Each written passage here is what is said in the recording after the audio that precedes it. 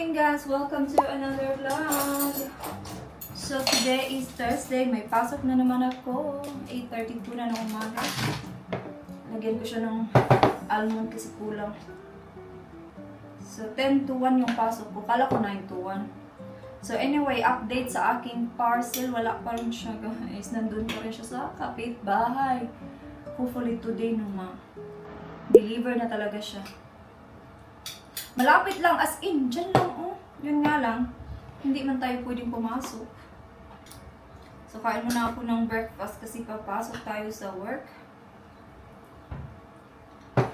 Nag-charge ako ng aking Apple Watch kaya na-empty na. Punasan muna natin. Punas-punas. Wala na akong rice. Sabi ko kay diba, pag madaanan niya today yung any Asian, sinaubos na talaga yung aking kanin. Gusto kong magkanin mamayang gabi for dinner. So anyway guys, kakain muna ako ng breakfast para makapunta na tayo sa work. So tapos na ako nag-work, nakauwi na ako mga nearly an hour. So anyway, wala pa rin dito yung aking parcel, kanina pa. So umalis ako dito kanina 9:30 kasi nga yung pasok ko 10.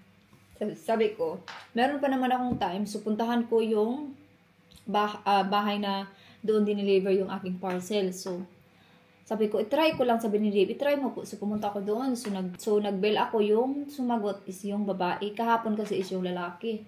So, sabi ko sa babae na, Hi, this is Jenny. I'm just wondering kung mayroon bang parcel doon sa hallway nila. Tapos sabi niya, there's nothing. Tapos sumagot yung lalaki, sabi niya, hello, no, you're on the wrong address, blah, blah, blah. I said, no, I'm not, because I was here yesterday as well. And sabi niya na, wala dito yung parcel, blah, blah, blah, ganun. Pinapasok ako sa building, kasi doon pala sila sa ground floor, yung number 10.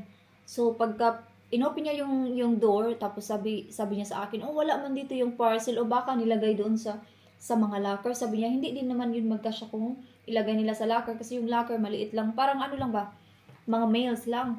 Tapos yung lalaki, lumabas din, sabi niya, there is someone daw na kahapon na kumuha.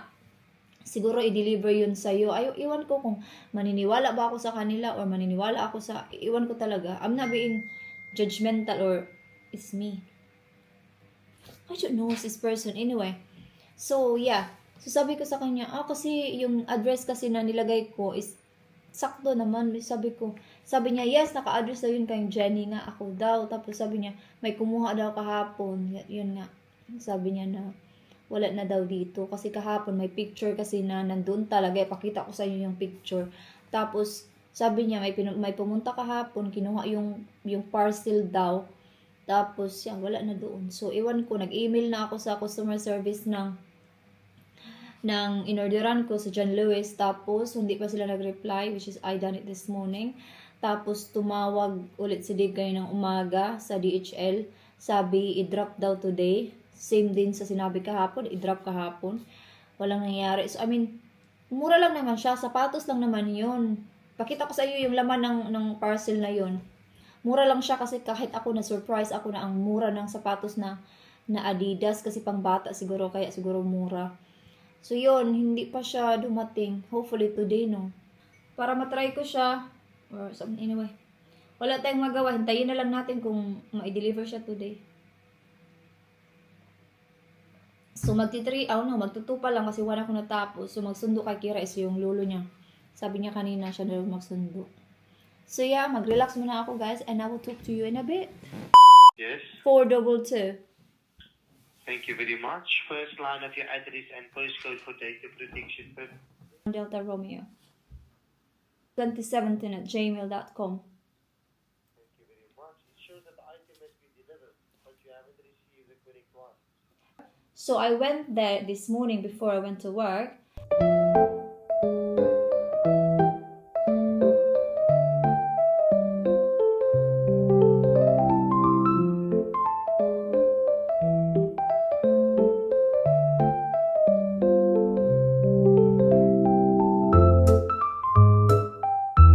Okay.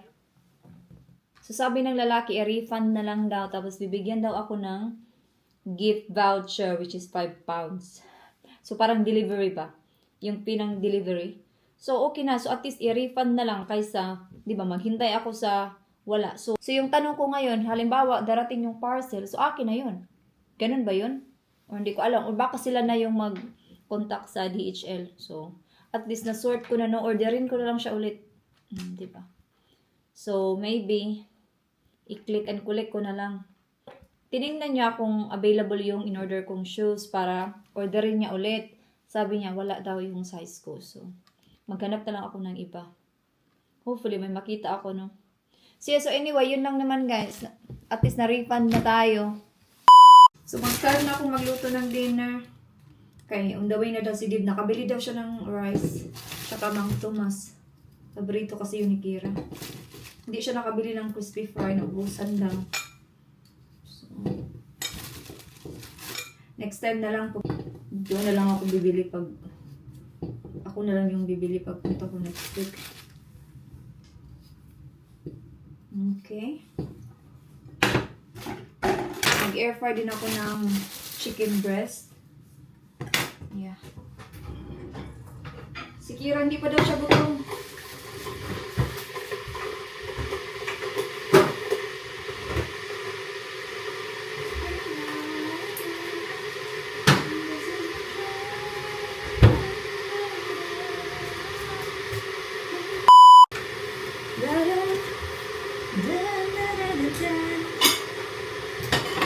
Ito yung gagamitin ko.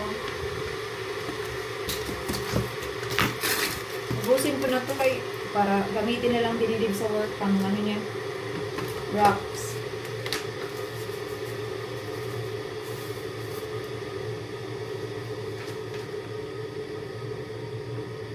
Si Kira nang hingi ng grapes. Nandun sa kwarto na gawa-gawa na naman siya ng mga bracelet niya. So, hindi pa yung gutom. Mamaya pa yung gutumin. Busog pa din ako kasi kumain ako pagkatapos kong mag-work. Si Dib lang muna.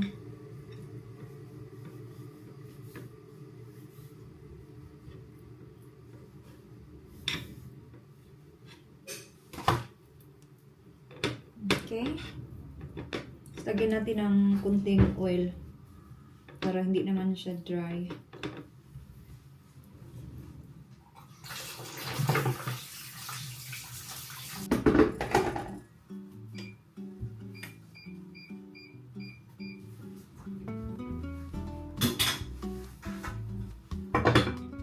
Tapos lagyan ko si Dib ng salad sa side.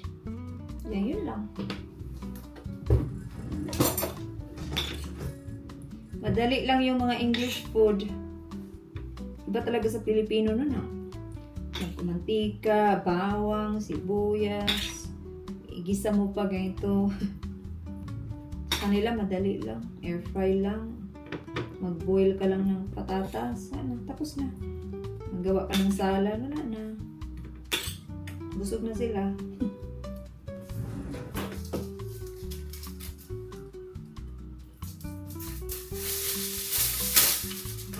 Nandito na ang aking rice. 5 kilos of rice. Thank you for this beautiful journey. Thank you for the moments. Thank you for the time. For the love you give and the mountains we climb. Every single heartbeat, every single day. Just wanna say thank you in every way.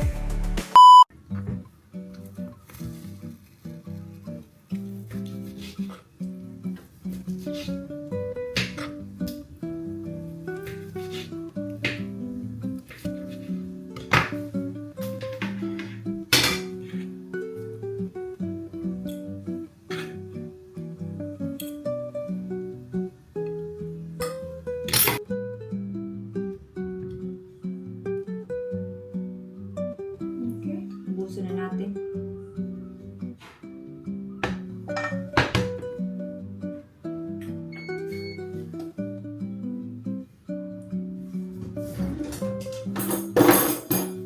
Egg dinner's ready.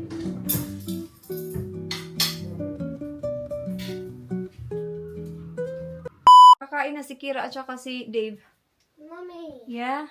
I'm on my channel because I want to film on there, but I can't seem to. Okay.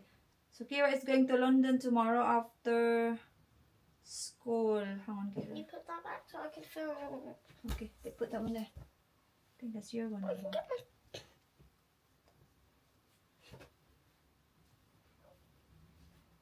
That's yours. I only use my peach one. The what? The peach one, my school bag. Oh, okay. Mummy, I still can't film on my channel.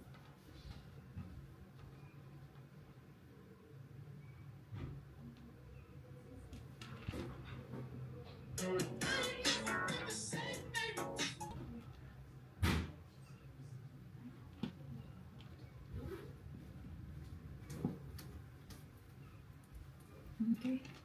Are you taking this one? Yep. So, yung lolo ni Kira at saka si Kira pupunta sila bukas sa London sa bahay ng auntie niya. Kasi manunood ata sila ng Queen. So, yeah.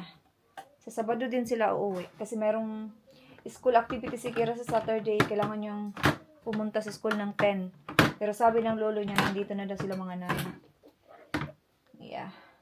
Yun lang. Hinahayaan ko lang siya mag-pack kasi gusto niya siya yung magpapak. Ganyan siya. Gusto niya siya yung mag-pack ng skincare. At kung ano pa man yung gusto niyang ipack. Anyway, i-end ko na dito yung vlog kasi ako ay magre-ready na din. Kailangan ko lang mag-wash and all.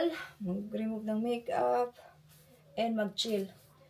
Since nakauwi ako kanina, non-stop yung ginagawa ko. Naghugas, naglinis-linis ng konti, nagluto ng dinner. Yeah. So it's time to relax now. Okay, thank you so much guys for watching this vlog for today and I hope to see you guys in my next one. Bye-bye!